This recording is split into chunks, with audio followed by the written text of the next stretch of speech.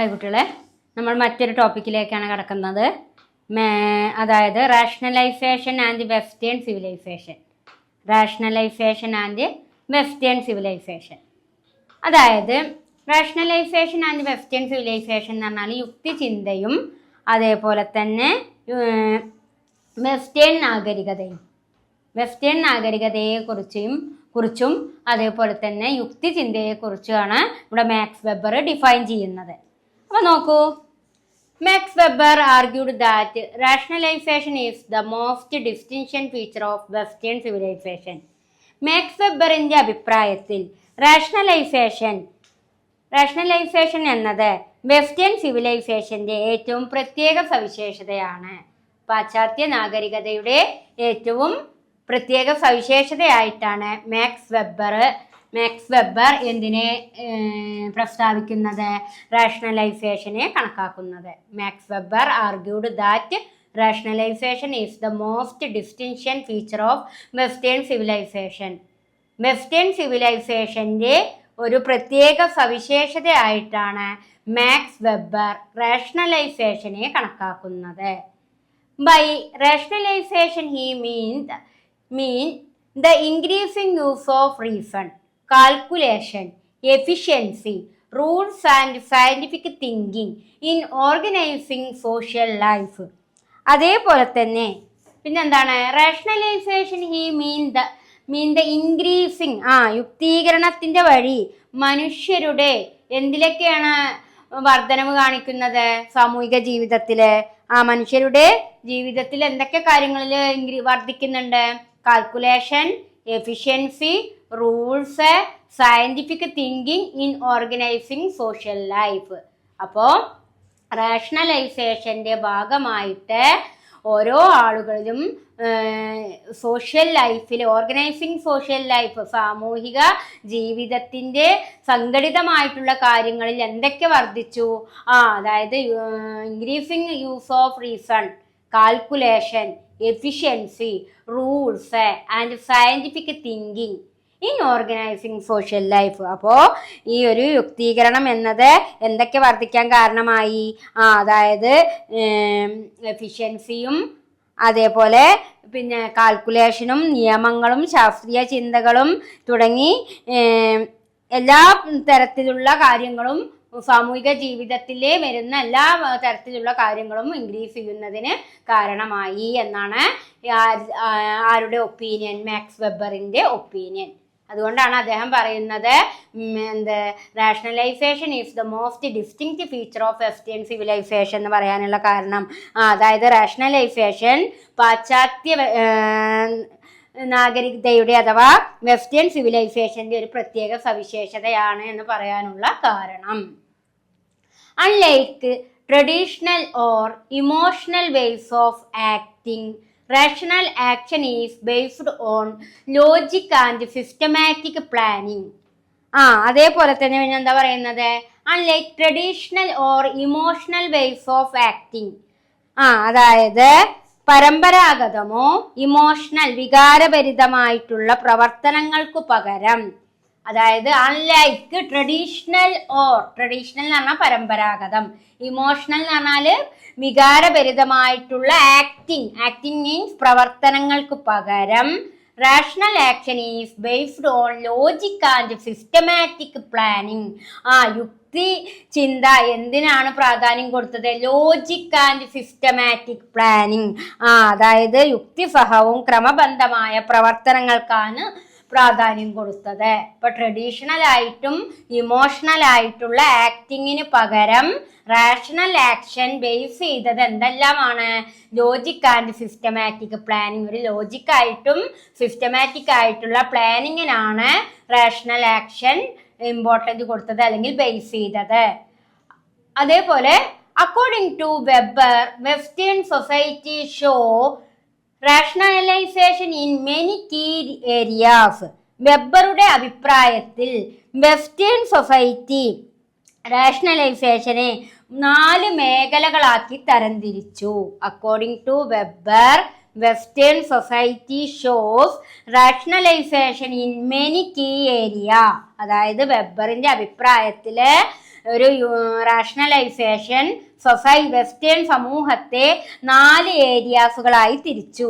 ഏതൊക്കെയാണ്? Science, rational state, art and music, economy. അപ്പോൾ Weber western സമൂഹത്തെ റാഷണലൈസേഷന്റെ ഭാഗമായിട്ട് 4 കാറ്റഗറി ആക്കിയിട്ടാണ് തരംതിരിച്ചത്. ഏതൊക്കെ കാറ്റഗറിയാ? Science, rational state, art and music, economy. ഇനി എന്താണ് സയൻസ്? സയൻസ് എന്നുകൊണ്ട് എന്താ ഉദ്ദേശിക്കുന്നത്? The west developed a strong tradition of scientific knowledge based on observation, experimentation and verification. Science എന്നതുകൊണ്ട് എന്താണ് ഉദ്ദേശിക്കുന്നത്? നിരീക്ഷണം, പരീക്ഷണം, സ്ഥിരീകരണം എന്നിവയുടെ അടിസ്ഥാനത്തിൽ വളർന്ന ശാസ്ത്രീയ അറിവ് പാശ്ചാത്യ ലോകത്തിന്റെ പ്രധാന സവിശേഷതയാണ്. The west developed a strong tradition of scientific knowledge based on observation, experimentation and verification.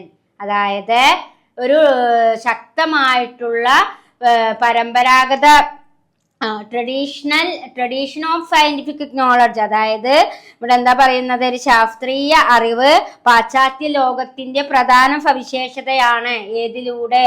ഒബ്സർവേഷനിലൂടെയും എക്സ്പെരിമെന്റേഷനിലൂടെയും വേരിഫിക്കേഷനിലൂടെയും. Observation എന്ന് പറഞ്ഞാൽ നിരീക്ഷണത്തിലൂടെയും, എക്സ്പെരിമെന്റേഷൻ എന്ന് പറഞ്ഞാൽ പരീക്ഷണത്തിലൂടെയും, വേരിഫിക്കേഷൻ എന്ന് പറഞ്ഞാൽ എന്താണ്?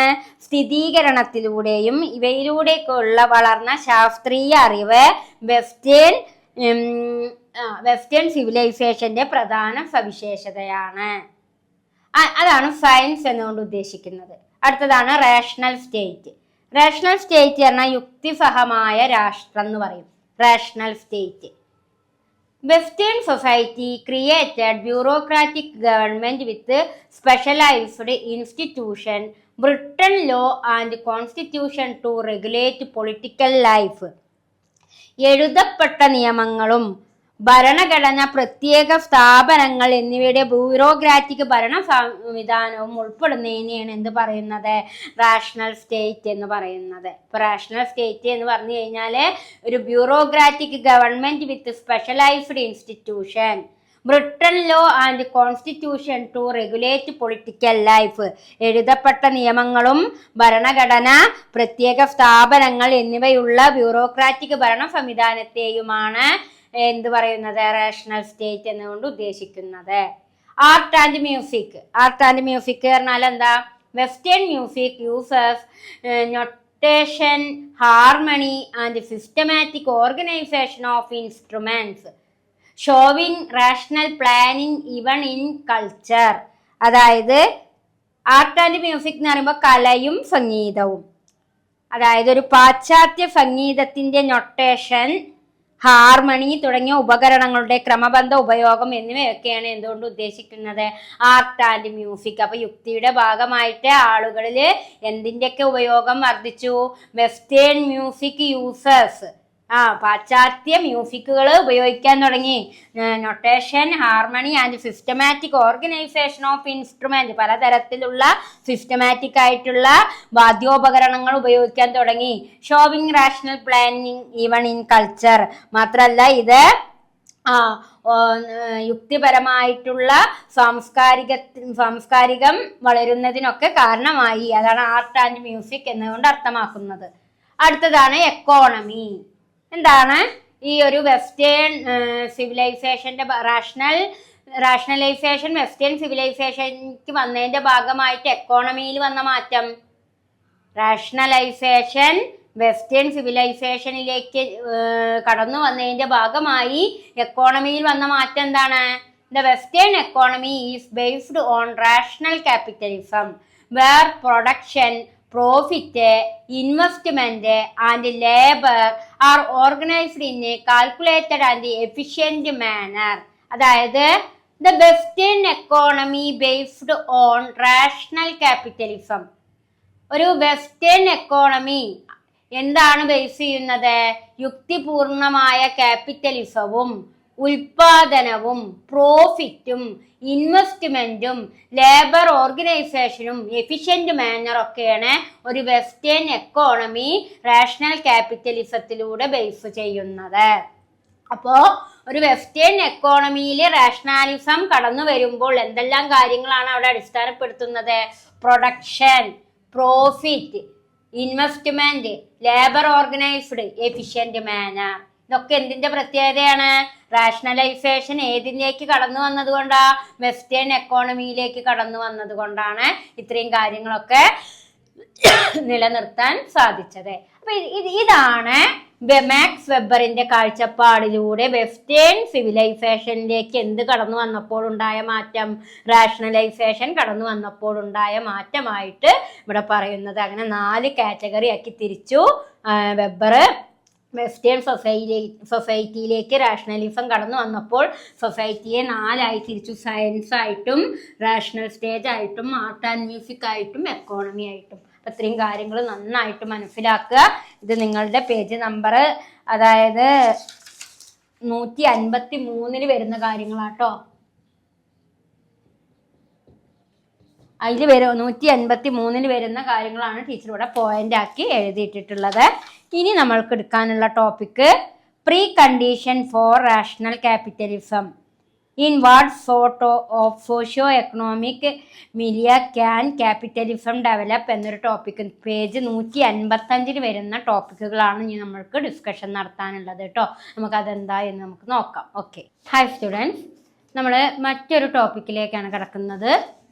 Pre condition for rational capitalism. In what sort of socio economic milieu can capitalism develop. അതായത് precondition for rational capitalism. Rational capitalism എന്ന് പറഞ്ഞാൽ എന്താ? യുക്തിപരമായിട്ടുള്ള മൂലധനം അല്ലേ? അവയുടെ മുൻകൂർ സാഹചര്യങ്ങൾ. പ്രീ കണ്ടീഷൻ എന്ന് പറഞ്ഞാൽ മുൻകൂർ സാഹചര്യങ്ങൾ. അപ്പൊ യുക്തിപരമായ മൂലധന വ്യവസ്ഥയുടെ മുൻകൂർ സാഹചര്യങ്ങളെ കുറിച്ചും അതേപോലെ തന്നെ സാമൂഹിക സാമ്പത്തിക സാഹചര്യങ്ങളിലാണ് ക്യാപിറ്റലിസ്റ്റ് വ്യവസ്ഥ വികസിക്കുന്നത് എന്നതിനെ കുറിച്ചാണ് നമ്മളിവിടെ ഡിസ്കഷൻ നടത്താൻ പോകുന്നത്. Precondition for rational capitalism. In what sort of socio economic milieu can capitalism develop. അതായത്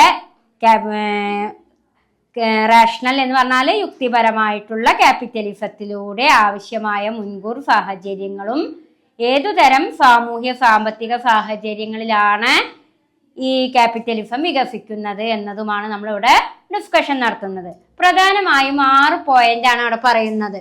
private ownership of material resource necessary for production, free market, rational technique of production and distribution of goods, rational legislation, free labour force, commercialisation of the economy. ഇങ്ങനെ 6 പോയിന്റിലൂടെയാണ് ഈ ഒരു pre condition for rational ക്യാപിറ്റലിസത്തെ ഇവിടെ define ചെയ്യുന്നത്. അതിലെ first point നോക്കൂ. എന്താ first പോയിന്റിൽ പറയുന്നത്? Private ownership of material resources necessary for production. അതായത് ഉൽപാദന വിഭവങ്ങളുടെ സ്വകാര്യ ഉടമസ്ഥത. Private ownership of material resources necessary for production. ഉൽപാദന വിഭവങ്ങളുടെ സ്വകാര്യ ഉടമസ്ഥത. എന്തിൻ്റെയൊക്കെ ഉൽപാദനത്തിലാണ് പറയണത്? Land, machine, raw material, factory building. ഇപ്പൊ land, machine, raw material, factory building തുടങ്ങിയ കാര്യങ്ങളൊക്കെ ഇതിലൊക്കെ ഉള്ള സ്വകാര്യ ഉടമസ്ഥതയ്ക്ക് എന്ത് കാരണമായി? റാഷണൽ ക്യാപിറ്റലിസം കാരണമായി. അപ്പോൾ സോഷ്യോ എക്കണോമിക് ക്യാപിറ്റലിസത്തിന്റെ വളർച്ചയ്ക്ക് റാഷണൽ ക്യാപിറ്റലിസം കാരണമായി എന്നാ പറയണേ. അതിൽ ഫസ്റ്റ് പോയിന്റ് എന്താണ് ഉദ്ദേശിക്കുന്നത്? Private ownership of material resource necessary for production. അതായത് ഉൽപാദന വിഭവങ്ങളുടെ സ്വകാര്യ ഉടമസ്ഥത. എന്തിലൊക്കെ? Land, machine, raw material, factory building. And then മാത്രല്ല സെക്കൻഡ് പോയിന്റിൽ എന്താ പറയുന്നത്? Free market. Rational capitalism socio economic ക്യാപിറ്റലിസത്തെ ഡെവലപ്പ് ചെയ്യാൻ കാരണമായ മറ്റൊരു പോയിന്റാണ് ഫ്രീ മാർക്കറ്റ്, സ്വതന്ത്ര വിപണി എന്ന് പറയും. സ്വതന്ത്ര വിപണിയുടെ പ്രത്യേകത എന്താ? there should be no restriction on the flow of trade. വ്യാപാരത്തിന്റെ ഒഴുക്കിന് അവിടെ എന്തുണ്ടായിരിക്കില്ല?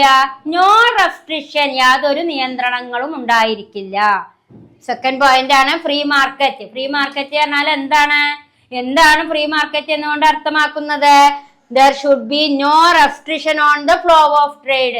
വ്യാപാരത്തിന്റെ ഒഴുക്കില് എന്തില്ലാന്നാ പറയുന്നത്? റെസ്ട്രിക്ഷൻ, നിയന്ത്രണങ്ങളില്ല. അതുകൊണ്ടാണ് അവിടെ ഫ്രീ മാർക്കറ്റ് എന്ന് പറയാനുള്ള കാരണം.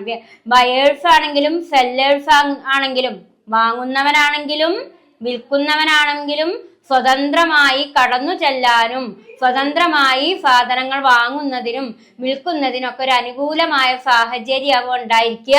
അതുകൊണ്ട് തന്നെ മാർക്കറ്റ് എന്ന് പറയുന്നത് എപ്പോഴും ഫ്രീ ആയിരിക്കും. ആൻഡ് ദെൻ തേർഡ് പോയിന്റ് ആണ് rational technique of production and distribution of goods. അതേപോലെ തന്നെ യുക്തിപരമായിട്ടുള്ള ടെക്നിക് ഓഫ് പ്രൊഡക്ഷൻ, ഉൽപാദനത്തിലെ സാങ്കേതികതയും ഡിസ്ട്രിബ്യൂഷൻ ഓഫ് ഗുഡ്സിന്റെ വിതരണവും. റേഷണൽ ടെക്നിക് ഓഫ് പ്രൊഡക്ഷൻ എന്ന് പറഞ്ഞാൽ യുക്തിപൂർണമായ സാങ്കേതികതയിലൂടെയുള്ള ഉൽപാദനവും ഡിസ്ട്രിബ്യൂഷൻ ഓഫ് ഗുഡ്സ്, അതേപോലെ തന്നെ ഗുഡ്സുകളുടെ വിതരണവും ഉണ്ടാകുക എന്നതും ഏതിന്റെ പ്രത്യേകതയാണ്? സോഷ്യോ എക്കണോമിക് ഡെവലപ്മെന്റ് ആയിട്ടാണ് അവിടെ കണക്കാക്കുന്നത്. അപ്പൊ ഒരുപാട് ടെക്നിക്കുകൾ ഉപയോഗിക്കുന്നുണ്ട് ഉൽപാദനത്തില്. അതൊക്കെ ഡിസ്ട്രിബ്യൂഷൻ ഓഫ് ഗുഡ്സ്, ആ ഗുഡ്സുകളുടെ വിതരണത്തിന് കാരണമാകുന്നുണ്ട്. അതാണ് rational technique of production and distribution of goods എന്ന് പറയാനുള്ള കാരണം. ടെക്നിക്കുകൾ യൂസ് ചെയ്യുന്നതോടുകൂടി പ്രൊഡക്ഷൻ വർദ്ധിക്കുമ്പോൾ അത് എന്തിന് കാരണമാകും? ഡിസ്ട്രിബ്യൂഷൻ ഓഫ് ഗുഡ്സ് കൂടുതൽ മറ്റുള്ളവരിലേക്ക് ഡിസ്ട്രിബ്യൂട്ട് ചെയ്യുന്നതിനും കാരണമാകും. അതുകൊണ്ടാണ് rational technique of production and distribution of goods എന്ന് പറയാനുള്ള കാരണം. ആൻഡ് ഫോർത്ത് പോയിന്റ് ആണ് റേഷണൽ ലെജിസ്ലേഷൻ, യുക്തിപൂർണമായ നിയമനിർമ്മാണം. ഒരു റേഷണൽ എക്കോണമിയുടെ, യുക്തിപൂർണമായിട്ടുള്ള എക്കോണമിയുടെ മറ്റൊരു പ്രത്യേകതയാണ് റേഷണൽ ലെജിസ്ലേഷൻ, യുക്തിപൂർണമായിട്ടുള്ള നിയമനിർമ്മാണം. യുക്തിപൂർണമായിട്ടുള്ള നിയമനിർമ്മാണം എന്ന് പറയുമ്പോൾ എന്തൊക്കെ കാര്യങ്ങളിലാണ് ഈ ഒരു legislation നടത്തപ്പെടുന്നത്? there should be a system of law which apply to all the members of the society. അതായത് സമൂഹത്തിലെ എല്ലാ അംഗങ്ങൾക്കും അപ്ലൈ ചെയ്യാൻ സാധിക്കുന്നു? നിയമം അപ്ലൈ ചെയ്യാൻ സാധിക്കുന്നു. അതുകൊണ്ടാണ് റേഷണൽ ലെജിസ്ലേഷൻ എന്ന് പറയാനുള്ള കാരണം. റേഷണൽ ലെജിസ്ലേഷൻ എന്ന് പറഞ്ഞാല് യുക്തിപൂർണമായ നിയമനിർമ്മാണം. അപ്പൊ യുക്തിപൂർണമായ നിയമനിർമ്മാണം ആർക്കൊക്കെ നടത്താൻ സാധിക്കുന്നു? Which apply to all the members of society, സമൂഹത്തിലെ എല്ലാ മെമ്പേഴ്സിനും അപ്ലൈ ചെയ്യാൻ സാധിക്കുന്നു. മറ്റൊരു പ്രത്യേകതയാണ് free labour force. Free labour force എന്ന് പറഞ്ഞാല് labours have the legal freedom to work where and when they want to. അതായത് സ്വതന്ത്ര തൊഴിലാളി വർഗം, ഫ്രീ ലേബർ ഫോഴ്സ് കാരണം സ്വതന്ത്ര തൊഴിലാളി വർഗം ലേബേഴ്സിന് എങ്ങനെ ജോലി ചെയ്യാൻ സാധിക്കുന്നു?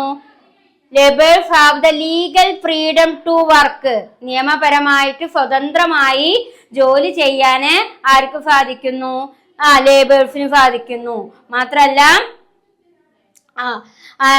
അതേപോലെ അവിടെ അതിന്റെ പ്രത്യേകത എന്ന് പറയുന്നത് എന്താണ്? When they want to. അതേപോലെ ആവശ്യത്തിനനുസരിച്ചിട്ടായിരിക്കും തൊഴിലാളികൾ തൊഴിൽ ചെയ്യുക. അപ്പൊ labours have the legal freedom of work, തൊഴിലാളികള് അവരുടെ നിയമപരമായിട്ടുള്ള സ്വാതന്ത്ര്യത്തിനനുസരിച്ചാണ് തൊഴിൽ ചെയ്യുന്നത് എന്നതാണ് എന്തുകൊണ്ട് അർത്ഥമാക്കുന്നത്? ഫ്രീ ലേബർ ഫോഴ്സ് എന്നുകൊണ്ട് അർത്ഥമാക്കുന്നത്. കാരണം ലേബേഴ്സിനെ അവിടെ ബേർഡല്ല, അടിമത്തല്ല, അവർക്ക് ബേർഡൻ മീൻസ് ഭാരല്ല, അവരെ ഫ്രീ ആയിട്ട് തൊഴിൽ ചെയ്യാന് അവരെ സപ്പോർട്ട് ചെയ്യാണ് ചെയ്യുന്നത്. അതുകൊണ്ടാണ് labours of the legal freedom to work എന്ന് പറയാനുള്ള കാരണം. ആൻഡ് ദെൻ ലാസ്റ്റ് പോയിന്റ് ആണ് commercialisation of the economy. Commercialisation of the economy എന്നാല് സാമ്പത്തിക വ്യവസ്ഥയുടെ വ്യാപാരവൽക്കരണം. എക്കോണമിയുടെ കൊമേഴ്സ്യലൈസേഷൻ, എക്കോണമിയുടെ വ്യാപാരവൽക്കരണം. To make rational capitalism possible there must be opportunity for everyone to participate in an enterprise. അതായത് സാമ്പത്തിക വ്യവസ്ഥയുടെ വ്യാപാരവൽക്കരണം എന്ന് പറഞ്ഞാൽ എന്താ? ടു മേക്ക് റാഷണൽ ക്യാപിറ്റലിസം, ഒരു റാഷണൽ മൂലധന വ്യവസ്ഥ സാധ്യമാകണമെങ്കിൽ എല്ലാവർക്കും സംരംഭങ്ങളിൽ പങ്കാളികളാകാനുള്ള അവസരം ഉണ്ടാകണം. To make rational capitalism, rational capitalism നിലനിൽക്കണമെങ്കിൽ there must be opportunity for everyone to participate in an enterprises. എല്ലാ സംരംഭങ്ങളിലും എല്ലാ ആളുകളിലേക്കും എന്ത് നൽകണം? ഓപ്പർച്യൂണിറ്റി എന്നാൽ അവസര സമത്വം നൽകണം. അപ്പോഴാണ് അവിടെ എന്ത് നിലനിർത്താൻ സാധിക്കുള്ളൂ? To make rational capitalism. അപ്പോ റാഷണൽ ക്യാപിറ്റലിസം നിലനിൽക്കണമെങ്കിൽ എല്ലാ സംരംഭങ്ങളിലും എല്ലാ എന്റർപ്രൈസസിലും എല്ലാവർക്കും ഓപ്പർച്യൂണിറ്റി അവസര സമത്വം നൽകുമ്പോൾ മാത്രമാണ് എന്ത് നിലനിൽക്കുക? To make rational capitalism. അപ്പൊ ഇത്രയും കാര്യങ്ങളാണ് ഈ ഒരു ടോപ്പിക്കിൽ വരുന്നത്. 6 പോയിന്റ്. ഈ 6 പോയിന്റ് മനസ്സിലാക്കിയാൽ മതി കേട്ടോ. Private ownership of material resource necessary for production, അതിൽ വരുന്ന ഷോർട്ടായ കാര്യങ്ങള്, free market, rational technique of production and distribution of goods, rational legislation, free labor force, commercialization of the economy. ഇനി നമ്മൾക്ക് അടുത്തതായിട്ട് എടുക്കാൻ പോകേണ്ട ടോപ്പിക് ഒരു എസ്സേ ക്വസ്റ്റ്യൻ ആണ്. വളരെ ഇമ്പോർട്ടന്റ് ആയിട്ടുള്ള ഒരു ടോപ്പിക്കാണ്. Factors contributing to the growth of rational capitalism. Rational ക്യാപിറ്റലിസത്തിന്റെ വളർച്ചയ്ക്ക് കാരണമായിട്ടുള്ള ഫാക്ടേഴ്സ്, ഘടകങ്ങൾ ഏതൊക്കെ എന്നൊരു ക്വസ്റ്റ്യനാണ് ഇനി നമുക്ക് ഡിസ്കഷൻ നടത്താൻ പോകേണ്ടത്. അത് നമുക്ക് അടുത്ത ക്ലാസ്സിൽ നോക്കാം. ഓക്കെ, ഹൈ സ്റ്റുഡൻസ്, അടുത്ത ടോപ്പിക്കാണ് നമ്മൾ സ്റ്റാർട്ട് ചെയ്യുന്നത്. Factors contributing to the growth of rational capitalism. Rational ക്യാപിറ്റലിസത്തിന്റെ വളർച്ചയ്ക്ക് കാരണമായിട്ടുള്ള ഘടകങ്ങളെ കുറിച്ചാണ് നമ്മളിവിടെ വിശദീകരിക്കുന്നത്. പ്രധാനമായും 3 ഘടകങ്ങളാണ് റാഷണൽ ക്യാപിറ്റലിസത്തിന്റെ ഗ്രോത്തിന് കാരണമായിട്ടുള്ളത്. Economic factor, political factor, religious or cultural factor, protestant ethic. ഇങ്ങനെ 3 കാര്യങ്ങളാണ് പ്രധാനമായിട്ടും റാഷണൽ ക്യാപിറ്റലിസത്തിന്റെ വളർച്ചയ്ക്ക് കാരണമായിട്ടുള്ളത്. അപ്പൊ എന്താണ് റാഷണൽ ക്യാപിറ്റലിസം എന്ന് പറഞ്ഞാൽ നമുക്കറിയാം. അതായത് Max Weber explain the growth of rational capitalism was not only due to cultural or religious idea but also supported important economic and political factors. അതായത് മാക്സ് വെബറിന്റെ അഭിപ്രായത്തിൽ റാഷണൽ ക്യാപിറ്റലിസം അതിന്റെ വളർച്ചയ്ക്ക് സാംസ്കാരികവും മതപരമായ ആശയങ്ങൾ മാത്രമല്ല സാമ്പത്തികവും രാഷ്ട്രീയപരമായ ആശയങ്ങളും പങ്കുവഹിച്ചിട്ടുണ്ട് എന്നാണ് പറയുന്നത്. അപ്പോൾ Max Weber explain the growth of rational capitalism was not only to cultural or religious. വെറും സാംസ്കാരികവും മതപരമായ കാര്യങ്ങൾ മാത്രമല്ല റാഷണൽ ക്യാപിറ്റലിസത്തിന്റെ ഗ്രോത്തിന് കാരണമായത്, എക്കണോമിക്കലായിട്ടും പൊളിറ്റിക്കലായിട്ടുള്ള ഫാക്ടേഴ്സും കൂടി ഈ ഗ്രോത്ത് ഓഫ് റാഷണൽ ക്യാപിറ്റലിസത്തിന് കാരണമായി എന്നാണ് മാക്സ് വെബർ എക്സ്പ്ലെയിൻ ചെയ്യുന്നത്. അതുകൊണ്ട് ആദ്യം നമുക്ക് ഏത് പഠിക്കാം? എക്കണോമിക് ഫാക്ടേഴ്സ് പഠിക്കാം കേട്ടോ. സാമ്പത്തിക ഘടകങ്ങൾ എന്തൊക്കെയാണ് എക്കണോമിക് ഫാക്ടേഴ്സിൽ അനലൈസ് ചെയ്യുന്നത് നോക്കൂ. Include the gradual separation of household activity from business. അതായത് ഇവിടെ include the gradual separation of household activity from business എന്ന് പറഞ്ഞു കഴിഞ്ഞാൽ വീട് ഉപയോഗത്തിനുള്ള ഉൽപാദനത്തിൽ നിന്ന് വിപണിക്കായി ഫാക്ടറികളിലെ ഉൽപാദനത്തിലേക്ക് മാറ്റമുണ്ടായി. Include the gradual separation of household ആക്ടിവിറ്റിയിൽ നിന്നും ഏത് ആക്ടിവിറ്റിയിലേക്ക് പോയി? ബിസിനസ് ആക്ടിവിറ്റിയിലേക്ക്. അതാണ് റാഷണൽ ക്യാപിറ്റലിസത്തിന്റെ വളർച്ചയ്ക്ക് കാരണമായ ഒന്നാമത്തെ ഘടകം എക്കണോമിക് ഫാക്ടറാണ്. പറയാനുള്ള കാരണം എന്താണ്? ഹൗസ് ഹോൾഡ് ആക്ടിവിറ്റിയിൽ നിന്നും എന്തിലേക്കാണ് മാറിയത്? ബിസിനസ് ആക്ടിവിറ്റികളിലേക്ക് മാറി. Earlier production was mainly for self-consumption with household. With industrialization, production shifted to factory for the market. അങ്ങനെ ഒരു സെൽഫ് കൺസപ്ഷന് വേണ്ടി, ഒരു സ്വയം ഉപഭോഗത്തിന് വേണ്ടി ആയിരുന്നു ഉൽപാദനം ആദ്യ കാലഘട്ടത്തിൽ ഉണ്ടായിരുന്നതെങ്കിലും പിന്നീട് അത് എന്തിലേക്ക് മാറി? ഇൻഡസ്ട്രിയലൈസേഷൻ, പ്രൊഡക്ഷൻ, വ്യാവസായിക ഉൽപാദനം. വ്യാവസായിക ഉൽപാദനം പിന്നെ എന്തിലേക്ക് മാറ്റപ്പെടും? Factory for the market. ഫാക്ടറികളിലേക്ക് മാറ്റപ്പെട്ടു.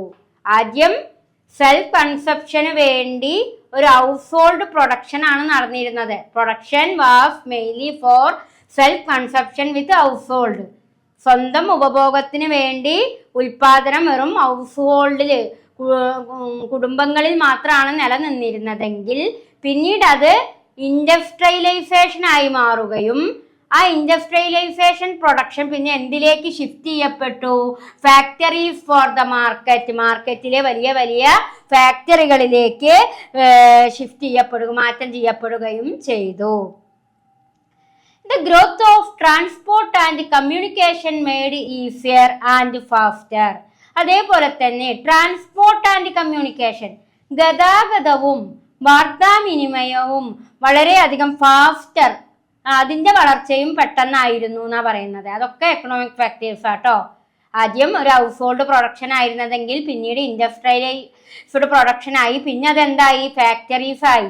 അതേപോലെ തന്നെ ട്രാൻസ്പോർട്ടിന്റെയും കമ്മ്യൂണിക്കേഷന്റെയും ഗ്രോത്തും എന്തിന്റെ വളർച്ചയ്ക്ക് കാരണമായി? എക്കണോമിക് ഫാക്ടേഴ്സിന് കാരണമായി. സാമ്പത്തിക ഘടകങ്ങളുടെ വളർച്ചയ്ക്കും അതേപോലെ തന്നെ റാഷണൽ ക്യാപിറ്റലിസം വളരുന്നതിനൊക്കെ കാരണമായി. The use of common currency and systematic bookkeeping helped in calculating profit and loss, making economic activity more rational and organized. അതേപോലെ തന്നെ കറൻസിയുടെ ഉപയോഗവും, the use of common currency, ഒരു പൊതുവായിട്ടുള്ള കറൻസിയുടെ ഉപയോഗവും, ബുക്ക് കീപ്പിംഗ്, അക്കൗണ്ട് ബുക്ക്, ഓരോ വർഷത്തെയും കണക്ക് വിവരങ്ങൾ സൂക്ഷിച്ചു വെക്കുന്നതിനെയാണ് എന്ത് പറയുക? ബുക്ക് കീപ്പിംഗ് എന്ന് പറയുക. അപ്പൊ അത്തരത്തിലുള്ള അക്കൗണ്ട് ബുക്കൊക്കെ എന്തിനു കാരണമായി തീർന്നു? കാൽക്കുലേറ്റിംഗ് പ്രോഫിറ്റ് ആൻഡ് ലോസ്, ലാഭവും നഷ്ടവും കാൽക്കുലേറ്റ് ചെയ്യാൻ സഹായിച്ചു. അപ്പോ കറൻസിയുടെ ഉപയോഗവും സിസ്റ്റമാറ്റിക് ബുക്ക് കീപ്പിംഗ് എന്ന് പറഞ്ഞാൽ എന്താണ്? ഓരോ വർഷത്തെയും വരവ് ചെലവ് കണക്കുകളൊക്കെ എഴുതി വെച്ചത് കാരണം അത് എന്തിലേക്ക് കാരണമായി? കാൽക്കുലേറ്റിംഗ് പ്രോഫിറ്റ് ആൻഡ് ലോസ്, ലാഭവും നഷ്ടവും കാൽക്കുലേറ്റ് ചെയ്യുന്നതിനും സഹായിച്ചു. Making economic activity more rational and organised, അതുകൊണ്ട് തന്നെ സാമ്പത്തിക പ്രവർത്തനങ്ങൾ കൂടുതൽ എന്തായി? മോർ റാഷണൽ, കൂടുതൽ യുക്തിസഹവും സംഘടിതവുമായി മാറ്റപ്പെട്ടു. അതുകൊണ്ട് തന്നെ എക്കണോമിക് ആക്ടിവിറ്റികൾ കാരണം മോർ റാഷണൽ ആൻഡ് ഓർഗനൈസ്ഡ് എന്ന് പറയുന്നത് കൂടുതൽ സാമ്പത്തിക പ്രവർത്തനങ്ങൾ കൂടുതൽ യുക്തിസഹമാകുന്നതിനും കാരണമായി. ഇതാണ് എക്കണോമിക് ഫാക്ടേഴ്സിൽ പറയുന്നത്. അടുത്തതാണ് പൊളിറ്റിക്കൽ ഫാക്ടേഴ്സ്. പൊളിറ്റിക്കൽ ഫാക്ടേഴ്സ് എങ്ങനെയാണ് റാഷണൽ ക്യാപിറ്റലിസത്തിന്റെ ഗ്രോത്തിനെ സപ്പോർട്ട് ചെയ്തത് എന്നാണ് നമ്മൾ പറയുന്നത്. Political factors were equally important. The rise of the environment for business citizens were given legal right and duty and law were applied uniformly. രാഷ്ട്രീയ ഘടകങ്ങൾ കൂടുതൽ പ്രധാനമാണ്. വെർ ഈക്വലി ഇമ്പോർട്ടന്റ്, അത് വളരെയധികം ഇമ്പോർട്ടന്റ് ആണ്. The rise of the modern bureaucratic and rational legal state provide A stable political environment for business citizen. അതായത് പിന്നെന്താ പറയുന്നത്? അതൊരു ബ്യൂറോക്രാറ്റിക് ബ്യൂറോക്രാറ്റിക് വർഗത്തിന്റെ വളർച്ചയ്ക്കും അതേപോലെ തന്നെ മോഡേൺ ബ്യൂറോക്രാറ്റിക് എന്ന് പറഞ്ഞാൽ ആധുനിക ഉദ്യോഗസ്ഥന്മാരുടെ രൂപീകരണത്തിനും അതേപോലെ തന്നെ യുക്തിപരവും നിയമപരമായിട്ടുള്ള കാര്യങ്ങൾ നിലനിൽക്കുന്നതിനും അതേപോലെ എൻവയോൺമെന്റ് ഫോർ ബിസിനസ്, പ്രകൃതിയില് ബിസിനസ് പരമായിട്ടുള്ള കാര്യങ്ങൾ ചെയ്യുന്നതിനും അതേപോലെ പൗരന്റെ അവകാശങ്ങൾ സംരക്ഷിക്കപ്പെടുന്നതിനും ഡ്യൂട്ടീസുകളും ലോസുകളൊക്കെ ഒരുപോലെ അവർക്ക് ഉപകരിക്കപ്പെടുന്നതിനൊക്കെ കാരണമായി തീർന്നു. ഇതാണ് പൊളിറ്റിക്കൽ ഫാക്ടേഴ്സ്. ഇപ്പൊ പൊളിറ്റിക്കൽ ഫാക്ടേഴ്സ് എന്ന് പറഞ്ഞാല് അത് വളരെയധികം ഇമ്പോർട്ടന്റ് ആണ്. മാത്രല്ല ആധുനിക ഒരു ബ്യൂറോക്രാറ്റിക് വർഗം ഉണ്ടാകുന്നതിനും റാഷണൽ ലീഗൽ സ്റ്റേറ്റ് അതേപോലെ തന്നെ ഒരു യുക്തിപരമായ ലീഗൽ സ്റ്റേറ്റ് എന്താ പ്രൊവൈഡ് ചെയ്യുക? അത് അനുകൂലപരമായിട്ടുള്ള ബിസിനസ് ആളുകൾക്ക് ചെയ്യാൻ, സിറ്റിസൺസിന് ചെയ്യുന്നതിനും അതേപോലെ തന്നെ സിറ്റിസൺസിന് നിയമപരമായിട്ടുള്ള അവകാശങ്ങളും ഡ്യൂട്ടികളും നിയമങ്ങളൊക്കെ അപ്ലൈ ചെയ്യുന്നതിനും ഒക്കെ ഒരുപോലെ ആക്കുന്നതിനൊക്കെ എന്ത് കാരണമായി? പൊളിറ്റിക്കൽ ഫാക്ടേഴ്സ് കാരണമായി. അത് ഏതിന്റെ വളർച്ചയ്ക്കും കാരണമായി? റാഷണൽ ക്യാപിറ്റലിസത്തിന്റെ വളർച്ചയ്ക്കും കാരണമായി എന്നാണ് പറയുന്നത്. ആൻഡ് ദെൻ തേർഡ് പോയിന്റിലേക്കാണ് നമ്മൾ കടക്കുന്നത്. Religious or cultural factors protestant ethic. എന്താണ് religious or cultural factors protestant ethics പറഞ്ഞാല്? അതായത് Max Weber argued that religious and cultural ideas also played an important role in the rise of rational capitalism. Max വെബറിന്റെ അഭിപ്രായത്തിൽ rational ക്യാപിറ്റലിസത്തിന്റെ വളർച്ചയും അതേപോലെ തന്നെ religious cultural ആശയങ്ങൾക്ക് പ്രധാന പങ്ക് വഹിച്ചിട്ടുണ്ട്. Max Weber argued that religious and cultural ideas also played an important role in rise of rational capitalism. Rational ക്യാപിറ്റലിസത്തിന്റെ വളർച്ചയ്ക്ക് വളരെയധികം പങ്ക് വഹിച്ചിട്ടുണ്ട്? മത സാംസ്കാരിക ആശയങ്ങൾ വളരെയധികം പങ്ക് വഹിച്ചിട്ടുണ്ട്. He explained this through his famous Protestant ethics thesis. അതേപോലെ തന്നെ ഒരു പ്രധാനപ്പെട്ട ഒരു ഫേമസ് ആയിട്ടുള്ള ഒരു തിയറിയാണ് ഏത്? Protestant ethic thesis. അപ്പൊ ഇതുവഴി ഈ പ്രൊട്ടസ്റ്റന്റ് എത്തിക്സ് തൈസിസ് എന്ന് പറയുന്നത് എന്താണ്? ആ ഒരു പ്രൊട്ടസ്റ്റന്റ് എത്തിക് സിദ്ധാന്തം വിശദീകരിക്കുകയും ഈ പ്രൊട്ടസ്റ്റന്റ് എത്തിക് വഴി അത് protestant ethic and the spirit of capitalism are closely related through not in a mechanical or single case way. Protestant ethic മൂലധനവാദത്തിന്റെ ആത്മാവായിട്ടാണ് അതിനെ കണക്കാക്കുന്നത്. മാത്രമല്ല അത് നേരിട്ടുള്ള കാരണബന്ധം മാത്രമല്ല, അടുത്ത ബന്ധം നിലനിൽക്കുന്നു. അപ്പോ പ്രൊട്ടസ്റ്റന്റ് എത്തിക് എന്ന് പറയുന്നത് ക്യാപിറ്റലിസത്തിന്റെ ആത്മാവാണ്. പ്രൊട്ടസ്റ്റന്റ് എത്തിക്സ് തൈസിസ് രൂപം കൊള്ളുകയും മാക്സ് വെബർ പറയുകയാണ് പ്രൊട്ടസ്റ്റന്റ് എത്തിക് എന്തിന്റെ ആത്മാവാണ്? സ്പിരിറ്റ് ഓഫ് ക്യാപിറ്റലിസം, മുതലാളിത്തത്തിന്റെ ആത്മാവായിട്ടാണ് പ്രൊട്ടസ്റ്റന്റ് എത്തിക്സിനെ കണക്കാക്കുന്നത്. അത് വളരെയധികം എന്തുണ്ട്? അടുത്ത ബന്ധമുണ്ട്. മാത്രല്ല through not a mechanical or single case way. അതേപോലെ അതായത് mechanical or single case way, മെക്കാനിക്കലായിട്ടും സിംഗിൾ ആയിട്ടുള്ള കാര്യങ്ങളെയല്ല അത് പ്രാധാന്യം കൊടുത്തത്. അത് ക്യാപിറ്റലിസത്തിന്റെ എന്തായിട്ടാണ് കണക്കാക്കിയത്? Spirit of capitalism. അപ്പോ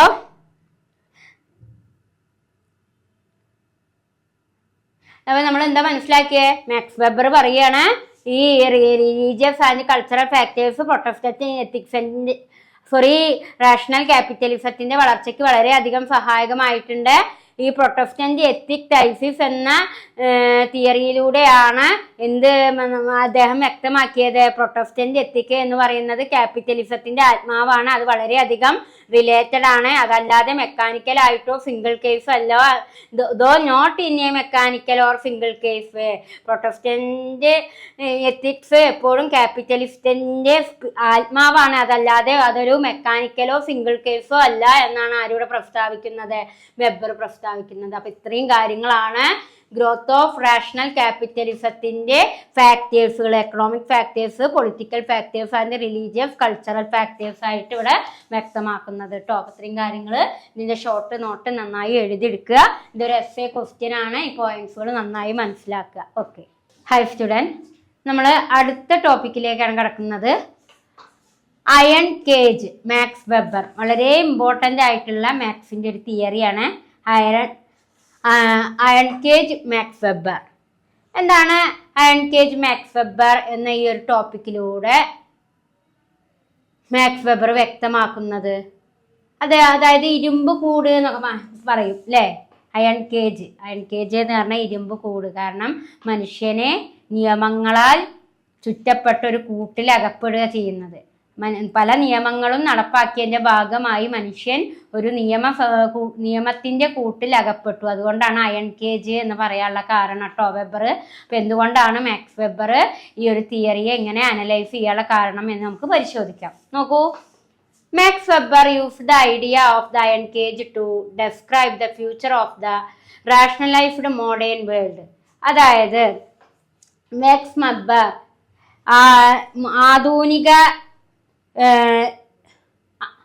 മാക്സ് വെബർ ആധുനികമായിട്ടുള്ള റാഷണലൈസ്ഡ് മോഡേൺ വേൾഡ് എന്ന് പറഞ്ഞു കഴിഞ്ഞാൽ ആധുനിക ക്യാപിറ്റലിസത്തിന്റെ ക്യാപിറ്റലിസത്തെ വിശദീകരിക്കാൻ ഏതു പദം ഉപയോഗിച്ചു? അയൺ കേജ് എന്ന പദം ഉപയോഗിച്ചു. അപ്പൊ റാഷണലൈസ്ഡ് മോഡേൺ വേൾഡിനെ മനസ്സിലാക്കുന്നതിന് വേണ്ടിയിട്ടും അതേപോലെ തന്നെ അത് വിശദീകരിക്കാൻ വേണ്ടിയിട്ടും മാക്സ് വെബർ ഉപയോഗിച്ചൊരു വേർഡാണ് അയൺ കേജ് എന്ന്. അതായത് റാഷണലൈസ്ഡ് മോഡേൺ വേൾഡിനെ മനസ്സിലാക്കുന്നതിന് വേണ്ടിയിട്ടും അതേപോലെ തന്നെ അത് വിശദീകരിക്കാൻ വേണ്ടിയും മാക്സ് വെബർ ഉപയോഗിച്ച ഒരു പ്രധാന ആശയമായിരുന്നു iron cage. According to him, rationalism in modern society makes life more organized, predictable and efficient, but it also traps human being in rigid routines. മാക്സിന്റെ അഭിപ്രായത്തില് ക്യാപിറ്റലിസം ഒരു ആധുനിക ജീവിതത്തെ എന്താക്കി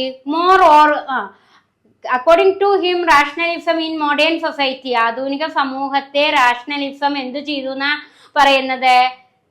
അതായത് മോർ ഓർഗനൈസ്ഡ്, കൂടുതൽ സംഘടിതവും, പ്രെഡിക്റ്റബിൾ, പ്രവചനാതീതവും, ആൻഡ് എഫിഷ്യന്റ്, കാര്യക്ഷമതയും ആക്കി. എന്നാൽ അത് മനുഷ്യരെ എന്തിനേക്കും വഴിവെച്ചു? Human being in rigid routine, മനുഷ്യരെ കഠിനമായ ദിനചര്യകളിൽ കുടുക്കുകയും ചെയ്തു.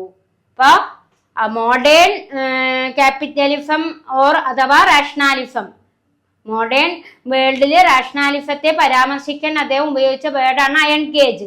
മാത്രല്ല ഈ റാഷണാലിസം മോഡേൺ സൊസൈറ്റിയെ മോർ ഓർഗനൈസ്ഡ്, കൂടുതൽ സംഘടിതവും പ്രെഡിക്റ്റബിളും എഫിഷ്യന്റ് ആക്കിയെങ്കിലും അത് മനുഷ്യ ജീവിതത്തെ, ഹ്യൂമൻ ബീയിങ്സിനെ റിജിഡ് റൊട്ടൈൻ. എന്താ റിജിഡ് റൊട്ടൈൻ എന്ന് പറഞ്ഞാല്? റൊട്ടൈൻ ചെയ്യാൻ എന്താണ്? ദിനചര്യകൾ, ഒരു കഠിനമായിട്ടുള്ള ഒരു ദിനചര്യകൾ മനുഷ്യന് നൽകാൻ ഈ റാഷണാലിസം ആധുനിക ലോകത്തിൽ കാരണമായി എന്നാണ് ആരഭിപ്രായപ്പെട്ടത്? മാക്സ് വെബർ അഭിപ്രായപ്പെട്ടത്. അതുകൊണ്ടാണ് മനുഷ്യ ജീവിതം അയൺ കേജ് ആണ് എന്ന് പറയുന്നത്.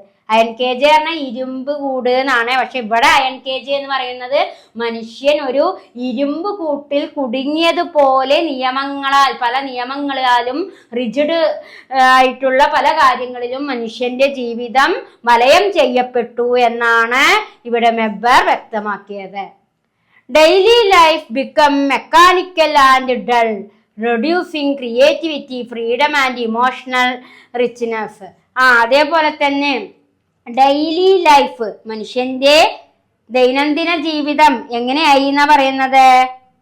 അതായത് ദൈനംദിന ജീവിതം യാന്ത്രികവും, മെക്കാനിക്കൽ, യാന്ത്രികവും, അതേ ഡള്ളും, റെഡ്യൂസിങ് ക്രിയേറ്റിവിറ്റി, അതേപോലെ തന്നെ ക്രിയേറ്റിവിറ്റി കുറയുന്നതിനും ഫ്രീഡം നഷ്ടപ്പെടുന്നതിനും ഒരു ഇമോഷണൽ സിറ്റുവേഷൻ ഉണ്ടാകുന്നതിനും അതേപോലെ തന്നെ ഇമോഷണൽ റിച്ച്നെസ്, അതായത് ഇമോഷണൽ ആയിട്ടുള്ള ഒരു സാഹചര്യം ഉണ്ടാകുന്നതിനൊക്കെ മനുഷ്യ ജീവിതം കാരണമായി തീർന്നു.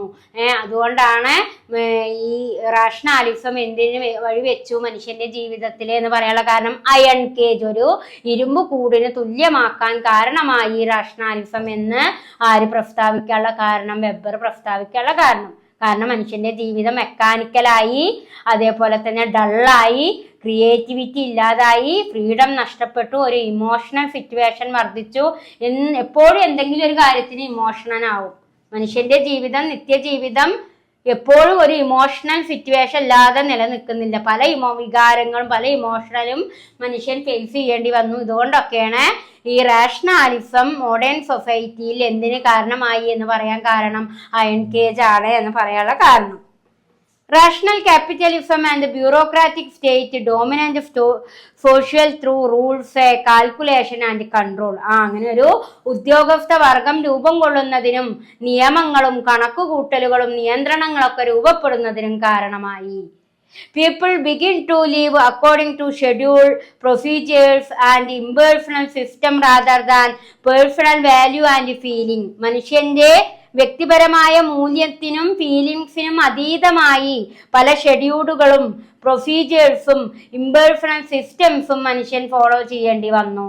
മനുഷ്യന്റെ മാനുഷിക മൂല്യങ്ങൾക്കും ഫീലിംഗ്സിനും അതീതമായിട്ട് മനുഷ്യൻ എന്തൊക്കെ സ്വീകരിക്കേണ്ടി വന്നു? പല ഷെഡ്യൂളുകളും പ്രൊസീജിയേഴ്സുകളും ഇമ്പേഴ്സണൽ സിസ്റ്റംസ് ഒക്കെ മനുഷ്യൻ സ്വീകരിക്കേണ്ടി വന്നു എന്നാണ് പറയുന്നത്. അതേപോലെ തന്നെ as a result individual become like autonomous losing their sense of meaning sense അല്ല സെൻസ് ആട്ടോ sense of meaning and individuality അതിനാൽ മാത്രല്ല ആളുകൾ അവരുടെ എന്താണ് ഇൻഡിവിജ്വൽ ബിക്കം ലൈക്ക് ഓട്ടോണസ് ഒരു മിനിറ്റ് കുട്ടികളെ അതായത്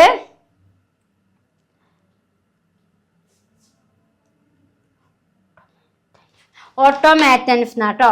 അപ്പോൾ ഇവിടെ ശ്രദ്ധിക്കുക, ഓട്ടോമാറ്റൻസ് എന്ന് പറഞ്ഞാൽ മനുഷ്യന്റെ ജീവിതം ഇൻഡിവിജ്വൽ ബിക്കം ലൈക്ക് ഓട്ടോമാറ്റൻ ഒരു എന്താണ് സദാസമയം പ്രവർത്തിക്കുന്ന ഒരു ജീവിതമായി ആരുടെ ജീവിതം യന്ത്രങ്ങളെ പോലെ ആയി എന്നാ പറയുന്നത്. ഇൻഡിവിജ്വൽ ബിക്കം ലൈക്ക് ഓട്ടോമാറ്റൻസ് എന്ന് പറഞ്ഞാൽ യന്ത്രങ്ങളെ പോലെ ആയി ആരെ മനുഷ്യൻ. Losing their sense of meaning and individuality അവരുടെ സെൻസും വ്യക്തിത്വവും ഒക്കെ നഷ്ടപ്പെടുന്നതിനും കാരണമായി വെറും യാന്ത്രികമായി ആരെന്ത് പറയുന്നു അതുപോലെ പ്രവർത്തിക്കുന്ന ഒരു ഓട്ടോമാറ്റിക് ആയി മാറി മനുഷ്യ ജീവിതം അവരുടെ സെൻസും ഇൻഡിവിജ്വാലിറ്റിയും ഒക്കെ നഷ്ടപ്പെടുന്നതിനും കാരണമായി. And then thus Weber warned that although rationality brings progress it also creates an iron cage. അതിനാൽ മനുഷ്യൻ യന്ത്രങ്ങളെ പോലെ മനുഷ്യൻ പ്രവർത്തിക്കുന്നത് കൊണ്ട് ഈ വെബർ അതിനെ പറയുന്ന പേരാണ് എന്ത് അയൺ കേജ് എന്ന്. Weber want that weber warn ചെയ്യുന്നു ഇവിടെ. ഓൾദോ റാഷണാലിറ്റി ബിഗിൻ അതായത് യുക്തി ഈ റാഷണാലിറ്റി വർദ്ധിക്കുന്നതിന്റെ ഭാഗമായി മനുഷ്യൻ എന്തായിക്കൊണ്ടിരിക്കുകയാണ്, അയൺ കേജ് ആവുകയാണ്. അതായത് മനുഷ്യൻ എപ്പോഴും ഒരു വലയത്തിൽ കുടുങ്ങി നിൽക്കുന്നത് പോലെയാണ് എന്നാണ് ആര് പ്രസ്താവിക്കുന്നത്, വെബർ. മാത്രല്ല imprisoned by the very system they have created. അതേ മനുഷ്യൻ അവൻ തന്നെ സൃഷ്ടിച്ച കൂടിൽ കുടുങ്ങുകയും അവന്റെ ഒരു ഇംപ്രിസൺമെന്റ് ആയി മാറുക എന്നാ പറയുന്നത്. അതായത് കൂട്ടിൽ അടയ്ക്കപ്പെട്ട ഇംപ്രിസൺമെന്റ് പറഞ്ഞാൽ ജയിലിൽ കിടക്കുന്ന പോലെ അല്ലെങ്കിൽ ഇരുമ്പഴിക്കുള്ളിൽ പോലെ, അങ്ങനെ ഇരുമ്പഴിക്കുള്ളിൽ ഉള്ള ജീവിതം പോലെ ആയി മാറി ആരുടെ ജീവിതം, മനുഷ്യ ജീവിതം എന്നാണ് ആര് പറയുന്നത്, വെബർ പറയുന്നത്. അപ്പൊ റാഷണാലിറ്റിയുടെ വളർച്ച മനുഷ്യനെ ഒരു എന്താ പറയാ നിയമങ്ങളുടെയും അതേപോലെ തന്നെ പല റിജിഡ് ആയിട്ടുള്ള കാര്യങ്ങളുടെയും ഇമോഷണലിന്റെയും ഒക്കെ അടിസ്ഥാനത്തിൽ മനുഷ്യൻ എപ്പോഴും ഒരു ഇരുമ്പടിക്കുള്ളിൽ കുടുങ്ങിയതുപോലെ ആയി മനുഷ്യ ജീവിതം എന്നാണ് ആരിവിടെ പ്രസ്താവിക്കുന്നത്, വെബർ പ്രസ്താവിക്കുന്നത്. അതാണ് അയൺ കേജ് എന്നതുകൊണ്ട് ഇവിടെ ഉദ്ദേശിക്കുന്നത് കേട്ടോ. കാരണം മനുഷ്യൻ എപ്പോഴും ഒരു യാന്ത്രികമായിട്ട് ഇങ്ങനെ പ്രവർത്തിക്കുകയാണ്. സെൻസോ ഇൻഡിവിജ്വാലിറ്റി ഒക്കെ ആർക്ക് നഷ്ടപ്പെട്ടു, മനുഷ്യന് നഷ്ടപ്പെട്ടു. അവന്റെ ജീവിതം എപ്പോഴും എവിടെയാണ്, അയൺ കേജിന്റെ ഉള്ളിലാണ്. അതുകൊണ്ട് തന്നെ വ്യക്തിത്വവും മാനുഷിക മൂല്യങ്ങളൊക്കെ നഷ്ടപ്പെട്ട ഒരു യാന്ത്രികമായി പ്രവർത്തിക്കുന്ന ഒരു പാവയെ പോലെയോ അല്ലെങ്കിൽ ഒരു ഇംപ്രിസൺമെന്റിന്റെ പോലെയൊക്കെ ആരായി മാറി, മനുഷ്യൻ മാറി എന്നാണ് വെബർ ഇതിനെ ക്രിറ്റിസൈസ് ചെയ്യുന്നത്. അപ്പൊ ഇത്രയും കാര്യങ്ങളാണ് നമുക്ക് ഇതിൽ പഠിക്കാനുള്ളത്. അപ്പൊ മക്കളെ, കാറൽ മാക്സിന്റെയും മാക്സ് വെബറിന്റെയും തിയറി കമ്പാരിസൺ ചെയ്യാൻ ചോദിച്ചു കഴിഞ്ഞാൽ നിങ്ങൾ എന്ത് ചെയ്യണം, ഈ പാഠത്തിൽ കാറൽ മാക്സിന്റെ ഒരുപാട് ടോപ്പിക് ടീച്ചർ പറഞ്ഞു തന്നിരുന്നു. ആ കാറൽ മാക്സിന്റെ ക്യാപിറ്റലിസത്തെ കുറിച്ച് കാറൽ മാക്സിന്റെ വീക്ഷണവും മെയിൻ ഫീച്ചേഴ്സും അതൊക്കെയാണ് അതിൽ വെക്കേണ്ടത്. വെബറിന്റെ ചോദിക്കുമ്പോൾ നിങ്ങൾ എവിടുന്ന് തൊട്ടിട്ട് വെക്കണം, വെബർ റാഷണാലിറ്റി തൊട്ട് വെബർ ഓൺ ക്യാപിറ്റലിസം പഠിപ്പിച്ചില്ലേ, അവിടുന്ന് തൊട്ടിട്ടാട്ടോ വെക്കേണ്ടത്. അപ്പൊ രണ്ടാളുടെ കാഴ്ചപ്പാടും റാഷണാലിറ്റിയെ കുറിച്ചും ക്യാപിറ്റലിസത്തെ കുറിച്ചും രണ്ടാളുടെ കാഴ്ചപ്പാടുകളും നമ്മളിവിടെ വ്യക്തമാക്കി കഴിഞ്ഞു. അപ്പൊ ഇത് രണ്ടും കമ്പാരിസൺ ചെയ്യാൻ പറഞ്ഞു കഴിഞ്ഞാൽ രണ്ട് ടോപ്പിക്കും കമ്പയർ ചെയ്ത് എഴുതിയാൽ മതി കേട്ടോ. ഇത്രയും കാര്യങ്ങളാണ് ഈ ഒരു ചാപ്റ്ററിൽ നിങ്ങൾക്ക് പറഞ്ഞു തരാനുള്ളത്. ഇനി നമുക്ക് ഈ ബുക്കിന്റെ അവസാനത്തെ ചാപ്റ്ററിലേക്ക് കടക്കാം. 12ാമത്തെ ചാപ്റ്ററാണ് ഇനി നമ്മൾ സ്റ്റാർട്ട് ചെയ്യാനുള്ളത്. ബ്ലോക്ക് 4 അവസാനത്തെ യൂണിറ്റാണ് ഡിസ്കഷൻ നടത്താനുള്ളത്. സോഷ്യൽ ചേഞ്ച് ആൻഡ് ട്രാൻസ്ഫോർമേഷൻ എന്ന ചാപ്റ്റർ. അത് നമുക്ക് അടുത്ത ക്ലാസ്സിൽ സ്റ്റാർട്ട് ചെയ്യാം കേട്ടോ. ഓക്കെ.